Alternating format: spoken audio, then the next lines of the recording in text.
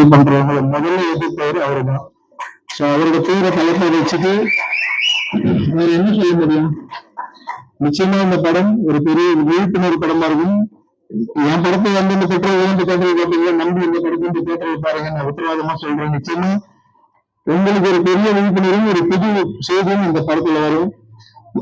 சாதிக்கோட songs வந்து ரொம்ப சூப்பரா நான் முன்னாடியே கேட்டிருக்கேன், ஹெட்செட்னு கேட்டிருக்கேன். இப்ப தேட்டரில் தான் போயிடும், ஹெட்செட் போட்டு சாங்ஸ் கேட்டிருக்கேன். அப்போ சொன்னேன், இதுல 2 பாட்டு ரொம்ப பவர்ஃபுல்லா இருக்கும், ஸ்க்ரீன்ல பாக்குறப்ப நான் எதிர்பார்க்கிறேன் அதை பார்க்கலான்ட்டு. ட்ரெய்லர் எப்படி இருந்தது? மியூசிக் ஒரு பெரிய சர்ப்ரைஸ் வேற உடச்சிட்டாரு. அந்த பேக்ரவுண்ட்ல வந்து குரு வரப்போகுது தேட்டர் சூப்பர். அதெல்லாம் பெரிய ஐடியா, ரொம்ப சூப்பர் ஐடியா. அது சாதாரணமா வராது, கனெக்ட் ஆயிருவீங்க நீங்களும் சோழியாருங்க சார் விட. ரொம்ப சந்தோஷம். அது தேட்டர்ல பாருங்க. அதுக்கப்புறம் ரிங்டோன் இன்னைக்கு வரைக்கும் கிரேட் ரிங்டோன் வச்சு சுத்துறது. நான் ருத்ரதங்கம் பண்ணிட்டேன், நான் வந்து மகாசலம் பண்ணிட்டேன். ருத்ரதங்கம் பண்ணிட்டேன்னா பக்தியார் வச்சுட்டாங்க. உணர்வாளர்கள் எல்லாம் திரௌபதி ரிங்டோன் தான். இப்பயும் எவ்வளவு கிரேட் இருக்குன்னு அடிக்கவே தெரியும், எல்லாம் சயின்ஸ்ல போயிருக்காங்க. அப்படி கொண்டாடுற மக்கள். ஸோ வட தமிழ்நாட்டுல இருந்து அடுத்து வர ஒரு மிகப்பெரிய கொஞ்சம் சோழ ஆரம்பம். ஸோ பல கஷ்டப்பட்டுருக்காங்க. கேமராமேனோட வரைக்கும் ரொம்ப பாராட்ட வேண்டிய வரைக்கும் இந்த மாதிரி ஒரு படத்துக்கு ஒரு பக்க கமர்ஷியல் வேல்யூ வந்து கேமராமேன் கொடுக்குறாரு. கண்டிப்பா சோழ கிட்ட கமர்ஷியல் வேல்யூ இருந்திருக்காது. கேமராமேன் உருவாக்குனது அந்த கமர்ஷியல் வேல்யூ நல்லா தெரியும். யதார்த்தம் சோழையோட எழுத்துக்கள்ல சோழையோட பேச்சுல வந்து யதார்த்தம் அதிகமா இருக்கும். பட் ட்ரெய்லர் பாக்குறப்ப ஒரு முத்தையாசர் படம் பார்த்த மாதிரி ஒரு கமர்ஷியல் வேல்யூ அப்படி இருக்கிறது.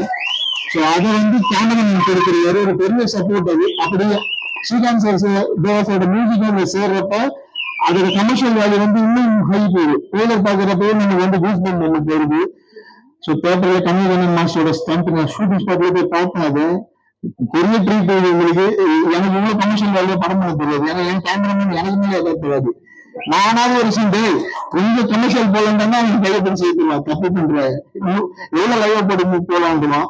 ஸோ இப்படி இதே ஃபாலோ பண்ணா அவங்களுக்கு போர் அடிச்சிடும். ஸோ இங்க இருந்து ஒரு மாதிரி சோழ ஒரு புது படம் காட்ட போறாரு.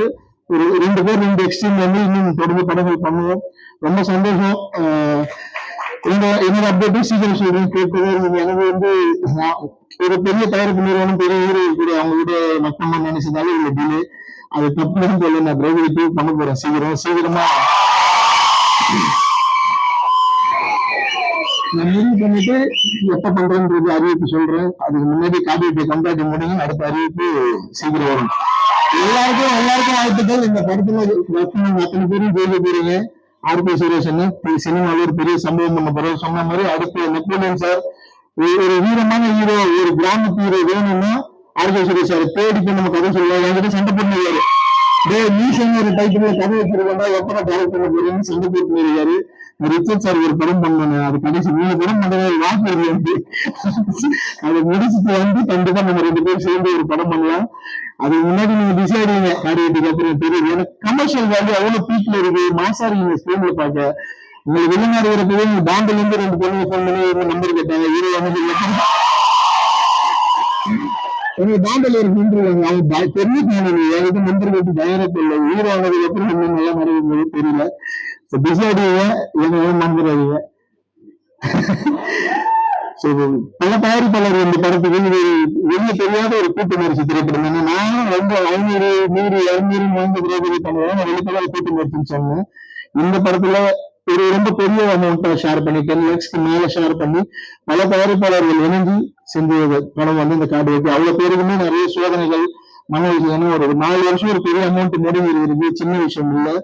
படம் ரிலீஸ் முன்னாடி இந்த படம் சேட்டலைட் ஓடிடி கண்டிப்பா வாங்க மாட்டாங்க, ஏன்னா அந்த மாதிரி சம்பவம் தான் பண்ணிருக்கிறது. ஆனா ரிலீஸ்க்கு அப்புறம் இதுக்கான டிமாண்ட் 2 மடங்கா தான் இருக்கும்.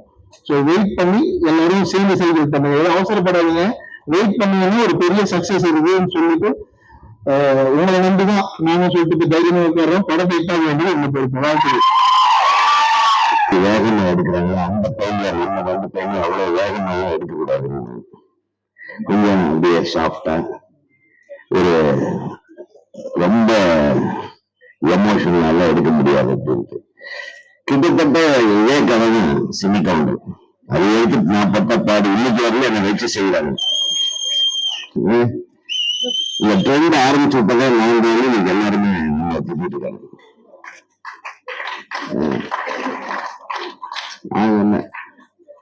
ஆரம்பிக்கலன்னா அடக்க முடியாது, அடக்க மாட்டாங்க. அதுலயும் காதலுக்காக சின்ன கவுண்டர் பள்ளியை எடுத்துக்குவாரு. சின்ன கவுண்டர் படமே பாத்தீங்கன்னா ஒரு உயர்ந்த காதல் கொச்சப்படுத்துற காதலா மாறும்போது அந்த பொண்ணை காப்பாத்துறதுக்காக தானே பதவி சொல்லிட்டாரு. அதுதான் சின்ன கவுண்டர். இதெல்லாம் பேசிட்டே இருந்தாங்க. நானும் இந்த படம் வந்து சோலை 6 பேரை பாருங்க. சோலை சோலை வேற, காடு வேற கிடையாது. ரெண்டு காட்டுக்கும் சோலைன்னு பேரு. இந்த சோலைன்றது ஒரு ஆர்கனைஸ்டான செடிகள் இருக்கிற இடம். அதே அன்ஆர்கனைஸ்டா மரங்கள் இருந்ததுன்னா அதுக்கு பேர் காடு இல்லையா? 6 முகம் எதுக்கு பேர் வச்சிருக்காரு இப்பதான் தெரியுது. 6 பேர்த்த பிடிச்சி தயார் பண்ணியிருக்காரு. அது பேருக்குள்ளேயே இருக்குது. அதுதான் உங்களுக்கு விருதலையா இருக்கு. 6 ப்ரொடியூசர்களை என்ன சேர்த்திருக்காங்க. எவ்வளவு திறமை 6 முகமே. அப்புறம் இன்னொரு விஷயம் நம்ம வேற சொல்லும் போது இவரு எனக்கு பொண்ணு பேர பேரரசுக்கு பேர எனக்கு வந்து தரணி அசிஸ்டன்ட், தரணிக்கு பேரரசு அசிஸ்டன்ட், பேரரசுக்கு படவா வந்து அசிஸ்டன்ட், அவருக்கு அசிஸ்டன்ட் தானே புரியுது யாரு பொண்ணு பேர. பொண்ணு பேருக்கு ஒரு கை தட்டு. அதனாலதான் தாத்தாவை கடைசி அப்படின்ட்டு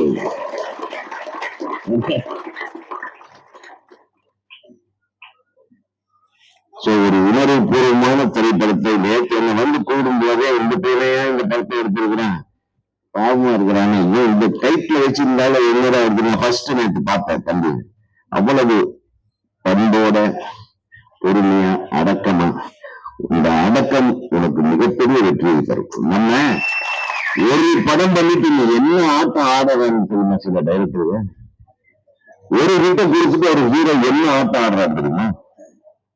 நான் சொல்றேன், பல நாள் சாப்பிடாம நம்ம அசிஸ்டன்ட் டைரக்டரா நடிக்கும் போது ஒர்க் பண்ணும் போதெல்லாம் ஒரு தூரத்துல கொண்டு போய் ஷூட்டிங் முடிச்சுட்டு மறந்துட்டு விட்டுட்டு போயிடுவாங்க. நம்ம அங்கிருந்து வருவோம், நடந்தே வருவோம் மிட் நைட்ல.